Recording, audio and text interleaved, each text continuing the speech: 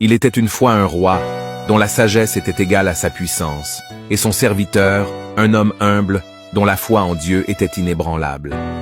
Le serviteur, à chaque instant, répétait au roi, « Mon roi, ne te décourage jamais, car Dieu ne fait jamais d'erreur. » Un jour, tandis qu'ils chassèrent dans la forêt, un animal sauvage attaqua le roi. Le serviteur parvint à tuer la bête, mais le roi perdit un doigt dans la lutte. Malheureusement, le roi, au lieu de remercier son serviteur, s'irrita et dit « Si Dieu était bon, je n'aurais pas été attaqué et perdu un doigt. » Le serviteur, bien que courroucé, répondit calmement « Malgré tout, je ne peux que vous dire que Dieu est bon, et tout ce qu'il fait est parfait. Il ne se trompe jamais. » Furieux, le roi fit arrêter son serviteur et le fit jeter en prison.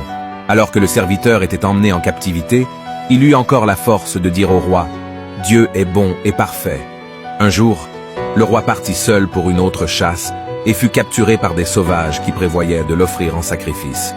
Lorsqu'ils découvrirent que le roi avait un doigt en moins, ils le relâchèrent, car il n'était pas considéré comme complet pour le sacrifice. De retour au palais, le roi réalisa la vérité de la sagesse de son serviteur. Il ordonna alors la libération de son fidèle ami et dit « Mon ami, Dieu a été véritablement bon envers moi. J'aurais pu être tué, mais à cause de ce doigt manquant, j'ai été sauvé. Cependant, je me pose toujours la question, si Dieu est si bon, pourquoi m'a-t-il permis de te faire emprisonner ?» Le serviteur répondit avec une sérénité inébranlable. « Mon roi, si je n'avais pas été emprisonné, j'aurais été avec toi et aurais été sacrifié, car je n'avais aucun doigt manquant. Tout ce que Dieu fait est parfait, il ne se trompe jamais. » Souvent, nous nous plaignons des épreuves de la vie, sans réaliser qu'elles ont un but. Dieu sait pourquoi vous lisez ce message aujourd'hui. Partagez-le pour bénir quelqu'un d'autre. Rappelez-vous que Dieu est bon et parfait. Votre attitude détermine votre altitude.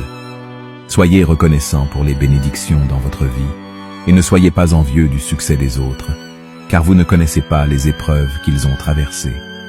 Avec la grâce de Dieu, peu est beaucoup. Alors, touchez la vie de quelqu'un avec ce message, car si Dieu est pour nous, qui peut être contre nous ?